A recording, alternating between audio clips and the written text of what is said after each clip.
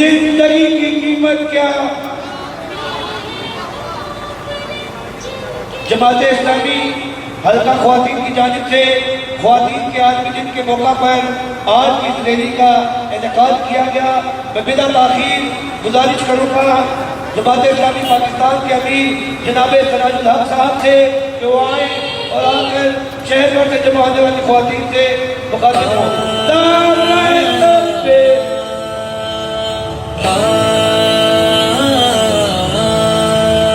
محفوظ عورتوں سے مضبوط خاندان، پختہ معاشرے کی سیدھی سیدھا راستہ۔ محفوظ عورتوں سے مضبوط خاندان، پختہ معاشرے کی سیدھی سیدھا راستہ۔ والصلاة والسلام على رسوله الكريم أما بعد فأعوذ بالله من الشيطان الرجيم بسم الله الرحمن الرحيم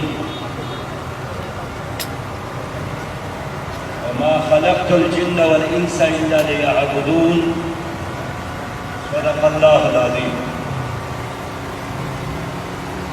انتہائی قابل احترام اسلام آباد کے ماؤں بہنوں اور بیٹیوں، قائدین جماعت اسلامی،